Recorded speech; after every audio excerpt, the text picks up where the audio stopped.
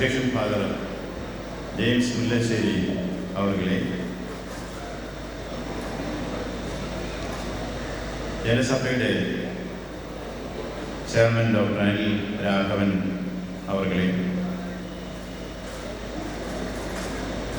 നാമെല്ലാം പ്രതീക്ഷിച്ച് നിൽക്കുന്ന നമ്മുടെ പ്രിയപ്പെട്ട MLA Shri Suresh Kurup അവர்களே,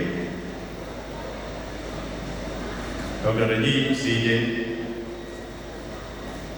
reverend father Skaria Kathirett, doctor Thomas Abraham, Shrimati Elsamma Mathew, Shri BV Michael, Shrimati Achamma George, Shrimati Marykutty Sebastian, Soumya Vasudevan, Kuttappan master, Jayaprakash, Saleem Gopal,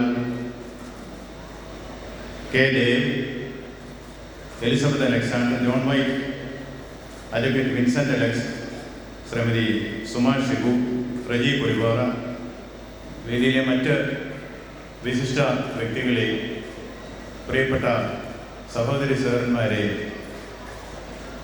എനിക്ക് ഏറ്റവും പ്രിയപ്പെട്ട മാന്താനങ്ങളെ, ഒരു ചൈനീസ് പഴമൊഴിയുണ്ട്, 1000 കാലം നീളുന്ന ഒരു യാത്ര ഒരു ചൂടിലാണ് തുടങ്ങുന്നത്. Journey of 1000 miles begins with one step. അങ്ങനെ 1000 കാലം നീളുന്ന ഒരു യാത്രയുടെ ആദ്യത്തെ ചുവടുവെപ്പായിട്ടാണ് ഇന്നത്തെ ഈ ചടങ്ങിനെ ഞാൻ കാണുന്നത്. ജനസഭ വിജയിക്കും എന്ന കാര്യത്തിൽ എനിക്ക് യാതൊരു സംശയവുമില്ല. അങ്ങനെ പറയാൻ പല കാരണങ്ങളുണ്ട്. പ്രധാന കാരണം, ഇത് തുടങ്ങിയത് മാന്നാനത്താണ്, തുടങ്ങിയത് മാന്നാനക്കാരാണ്. അത് തന്നെയാണ്. ഒരു കൊച്ചുകുട്ടി അവളുടെ അമ്മയുടെ കൈ പിടിച്ച് ഒരു ഒറ്റത്തടി പാലത്തിലൂടെ അക്കരെ കടക്കാൻ നോക്കുകയാണ്. അമ്മ പറഞ്ഞു, മോൾ എൻ്റെ കയ്യിൽ പിടിച്ചു. മോള് പറഞ്ഞു, വേണ്ട അമ്മ എൻ്റെ കയ്യിൽ പിടിക്കണം. അമ്മ ചോദിച്ചു, 2 ഒന്നല്ലേ? കൊച്ചുകുട്ടി പറഞ്ഞു, 2 ഒന്നല്ലല്ലോ. ഞാൻ അമ്മയുടെ കയ്യിൽ പിടിച്ച് നടന്നാൽ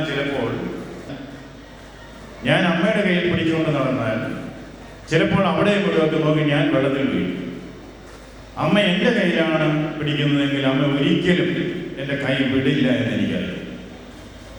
മാന്നാനക്കാരെ കുറിച്ചുള്ള വിശ്വാസം അത് തന്നെയാണ്. ഒരിക്കലും അവർ കൈവിടില്ല എന്നുള്ള വിശ്വാസം. മാന്നാനം ഞങ്ങളെ കൈവിടുന്നില്ല എന്ന് മാന്നാനക്കാർക്കുള്ള ആ വിശ്വാസം കൊണ്ടാണ് ഞാൻ പറയുന്നത്, ഈ പ്രസ്ഥാനം വിജയിക്കുക തന്നെ ചെയ്യും. 2, ഇതിൻ്റെ പിന്നിലുള്ള പൈതൃകമാണ്, ഇതിൻ്റെ പിന്നിലുള്ള ചരിത്രമാണ്. പണ്ടൊരിക്കൽ ഒരു സുദിനത്തിൽ ചാവറ കുര്യാക്കോസ് അച്ഛൻ എന്ന സാധാരണ വൈകൻ മാന്നാനത്തെ പാലം വന്നു. പിന്നീട് സംഭവിച്ചത് എന്താണെന്ന് നമുക്കറിയാം. ലോകം മുഴുവൻ വ്യാപിച്ചു കിടക്കുന്ന ഒരു വലിയ സന്യാസ സമൂഹം, 100 കണക്കിന് സ്കൂളുകൾ, കോളേജുകൾ, സർവകലാശാലകൾ, ആശുപത്രികൾ, ഇതെല്ലാം തുടങ്ങിയത് മാന്നാനത്ത് അദ്ദേഹം ചെയ്ത ആദ്യത്തെ ചുവടുവയ്പിൽ നിന്നാണ്. ഈ പൈതൃകമാണ് നമ്മെ മുന്നോട്ട് നയിക്കുന്നത്. അതുപോലെ ശ്രീ അനിൽ രാഘവൻ ശാസ്ത്രജ്ഞനാണ്. അദ്ദേഹത്തിൻ്റെ വളരെ വിജയകരമായ ജീവിതത്തിന് ശേഷം സ്വന്തം ഗ്രാമത്തിൽ വന്ന് താമസിക്കാൻ തീരുമാനിച്ചു. അതുകൊണ്ട് നമുക്ക് യോഗ്യനായ ഒരു അധ്യക്ഷനെ കിട്ടി. ഇവിടെയും ബൈബിളിൻ്റെ ഒരു ഛായ ഞാൻ കാണുകയാണ്.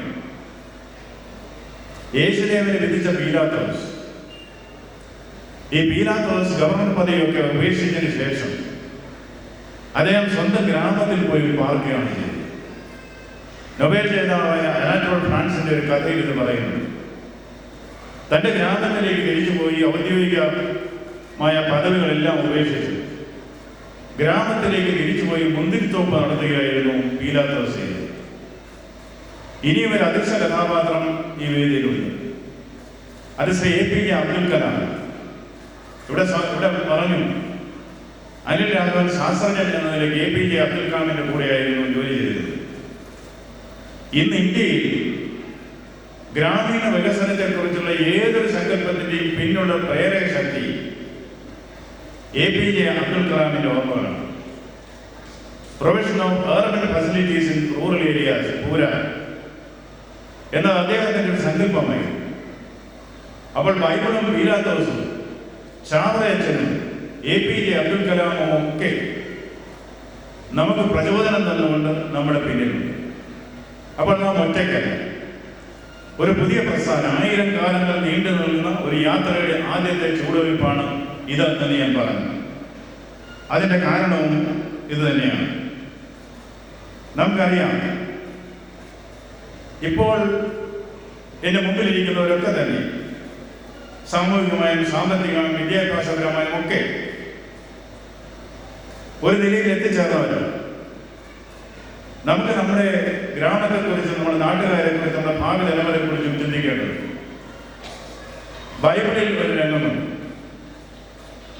ഫറവോൻ ഒരു സ്വപ്നം കാണും. നൈൽ നദിയിൽ നിന്നും തടിച്ചു കൊടുത്ത 7 പശുക്കൾ, അതിനെ തുടർന്ന് മെലിഞ്ഞ് ചടച്ച 7 പശുക്കൾ വരും. ഈ തടിച്ചു കൊടുത്ത പശുക്കളെ മെലിഞ്ഞ് ചടച്ച പശുക്കൾ വിഴുങ്ങുന്നു. ഇതിന്റെ അർത്ഥം ബുദ്ധിമാനായ യോസഫ് പറഞ്ഞു, തടിച്ചു കൊടുത്ത 7 പശുക്കൾ 7 ക്ഷേമവർഷങ്ങളാണ്, മെലിഞ്ഞ് ചടച്ച 7 പശുക്കൾ 7 ക്ഷാമവർഷങ്ങളാണ്. ബുദ്ധിമാനായ ഫറവോൻ യോസഫിനെ തന്റെ മന്ത്രിയാക്കി മറ്റു രാജ്യങ്ങളിലൊക്കെ ക്ഷാമം വന്നപ്പോൾ, വിളയാടിയപ്പോൾ ഈജിപ്തിന്റെ ധാന്യപ്പുരകൾ നിറഞ്ഞു കവിഞ്ഞു. അപ്പോൾ ക്ഷേമകാലത്ത് വേണം നാം ക്ഷാമകാലത്തെ കുറിച്ച് ആലോചിക്കുക.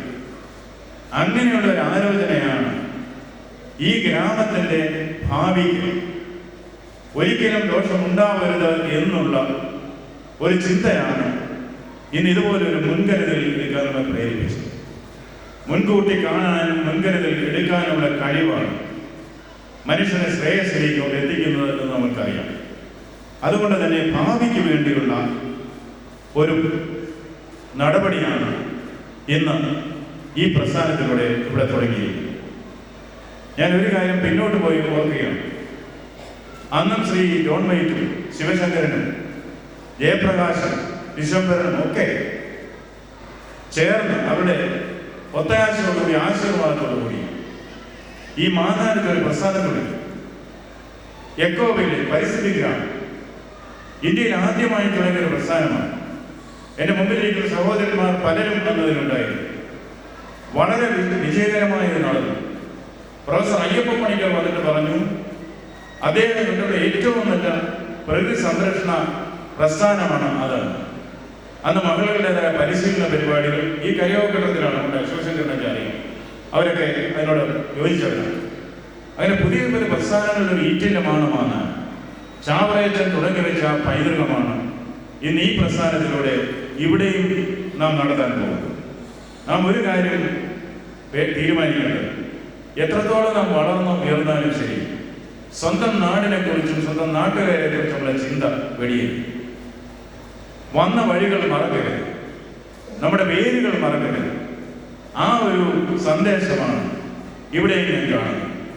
ഈ വലിയ സാമൂഹ്യ സേവനത്തെ കുറിച്ചൊക്കെ പറയുമ്പോൾ ഞാൻ ഇതിനു മുൻപും ഇവിടെ ഓർമ്മിപ്പിച്ച ഒരു കഥയുണ്ട്. പപ്പിയാസച്ചനെ നമുക്കൊക്കെ അറിയാം. പപ്പിയാസച്ചൻ ഈ കോളേജിലെ പ്രിൻസിപ്പലായിരുന്നു. വളരെ നല്ല കുട്ടികളോട് സ്നേഹമുള്ള ഒരു വൈദ്യൻ. അച്ഛനൊരു നിർബന്ധമുണ്ട്, എല്ലാം വൃത്തിയായിട്ട് കോളേജ് പരിസരം വൃത്തിയായിരിക്കും. ഒരു കടലാസ എടുത്ത അച്ഛൻ തന്നെ വന്നത് എടുത്ത് മാറ്റി. Speak and span. അദ്ദേഹം ഇവിടെ പ്രിൻസിപ്പൽ സ്ഥാനം കഴിഞ്ഞ് സാഗറിലേക്ക് പോയി, XRP. അവിടെ ചെന്നപ്പോൾ അദ്ദേഹം കണ്ടു റോഡിൽ ഒരു കഴുത ചത്തുകിടന്നു. അച്ഛൻ മുനിസിപ്പൽ കമ്മീഷണറെ വിളിച്ച് പറഞ്ഞത് ഒരു കഴുത റോഡിൽ ചത്തുകിടക്കുന്നതിന് മറവില്ല. മുനിസിപ്പൽ കമ്മീഷണർ ധിക്കാരിയായ ചെറുപ്പക്കാരനായ IAS ഉദ്യോഗസ്ഥൻ. അയാൾ അച്ഛനോട് ചോദിച്ചു, ഈ മരിച്ചവരെ അടക്കം ചെയ്യുക എന്നുള്ളതൊക്കെ വൈദികരുടെ ചുമതലയാണ്. അച്ഛൻ പറഞ്ഞു, ശരി, മരിച്ചവരെ അടക്കം ചെയ്യുക വൈദികരുടെ ചുമതലയാണ്, ചത്ത കഴുതയെ ഞാൻ തന്നെ മറവ് ചെയ്തുകൊള്ളാം. പക്ഷെ അതിനു മുൻപ് അടുത്ത ബന്ധുക്കളെ അറിയിച്ചല്ലോ, അതുകൊണ്ടാണ് നിങ്ങളെ വിളിച്ചത് എന്ന് പറഞ്ഞതായിട്ട് കേട്ടു. അവൾ സേവനം, വിശേഷിച്ചും ശ്രമകരമായ സാമൂഹ്യ സേവനം ആവശ്യമായി വരുമ്പോൾ വിമുഖത കാട്ടി ഒഴിഞ്ഞുമാറുന്ന ഒരു പ്രവണതയാണ് നമുക്ക് ചുറ്റും നമ്മൾ കാണുന്നത്. ഇതിൽ നിന്ന് വ്യതിചലിച്ച് സേവനത്തിൻ്റെതായ, നിസ്വാർത്ഥ സേവനത്തിൻ്റെതായ, ഒരുത്തൻ അവനെക്കളെ എവിടെ രക്ഷിക്കണം എന്ന ശൈലി ഉൾക്കൊണ്ടുകൊണ്ടുള്ള ഒരു പ്രവർത്തനമാണ് ഇന്ന് ഈ ജനസഭയ്ക്ക് വേണ്ടതും അവരുടെ പ്രഖ്യാപനങ്ങളിൽ നിന്ന് നാം മനസ്സിലാക്കുന്നതും അത് തന്നെയാണ്. നമുക്ക് ആവശ്യം അതാണ്. നമുക്ക് മുൻപോട്ട് പോകാൻ ഒരു സംഘടന വേണം, ഒരു ശക്തി വേണം. ആ ശക്തി ഉണ്ടെങ്കിൽ മാത്രമേ മാനാനക്കാർക്കൊരു ഒരു മാനാനത്വമുണ്ട്. പരസ്പരം സഹകരിക്കുന്ന, പരസ്പരം വിശ്വസിക്കുന്ന, പരസ്പരം സഹായിക്കുന്ന ഒരു തനത് ഭാവം നമുക്ക്. ആ ഭാവമാണ്, ആ പൈതൃകമാണ് ചാവറയച്ചൻ നമുക്ക് നൽകിയ ആ പൈതൃകമാണ് നമ്മുടെ ഏറ്റവും വലിയ ശക്തി എന്ന് ഞാൻ കരുതുന്നു. മഹാഭാരതത്തിൻ്റെ ഒരു രംഗമുണ്ട്.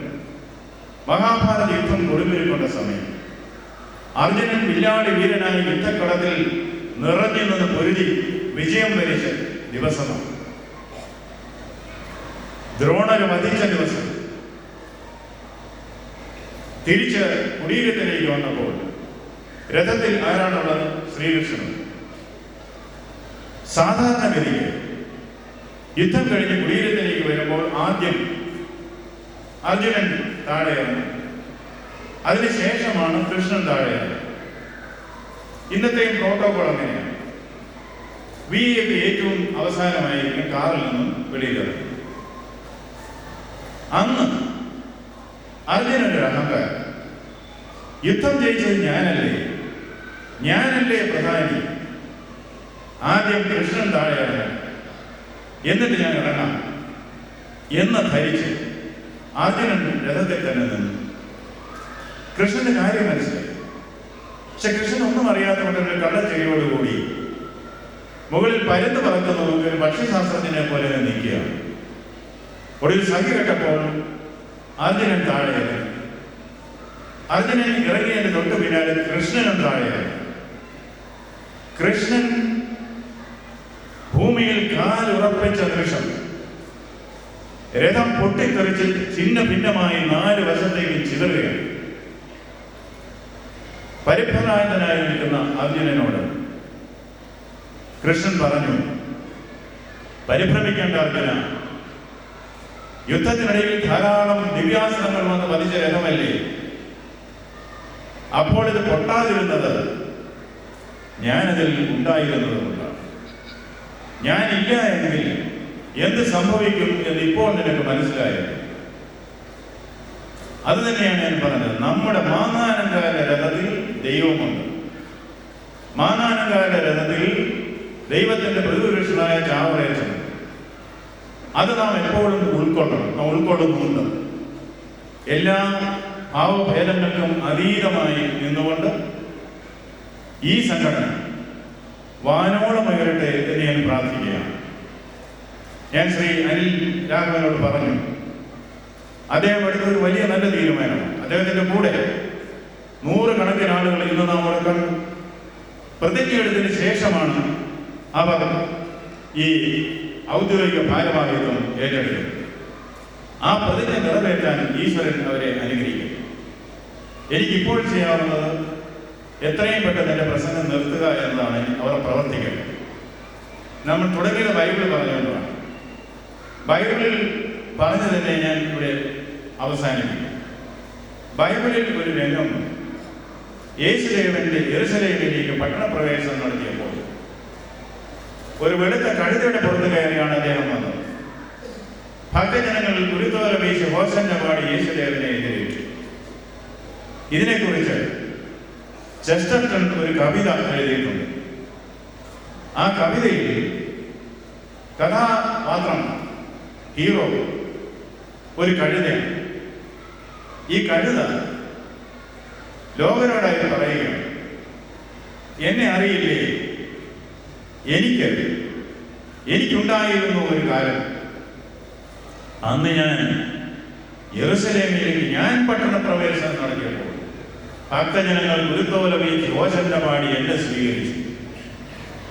എനിക്കൊപ്പം യേശുദേവനും ഉണ്ടായി എന്നാണ് കവിത പറയുന്നത്. ചർച്ചത്തിന്റെ കവിത എനിക്ക് ഇഷ്ടമാണ്. പക്ഷേ ചെസ്റ്ററ്റിന്റെ കറുത്ത കഴുതയെ പോലെ ഇവിടെ നിൽക്കാൻ എനിക്ക് ആഗ്രഹമില്ല. നാമൊക്കെ ഇവിടെ കൂടിയിരിക്കുന്നത് ഈ ഇന്നിവിടെ തുടങ്ങുന്ന ഈ പ്രസ്ഥാനത്തിന്റെ പ്രവർത്തനങ്ങൾ കാണാനാണ്. അതുകൊണ്ട് ആ പ്രവർത്തനങ്ങൾക്കായി ഞാനും കാത്തുനിൽക്കും.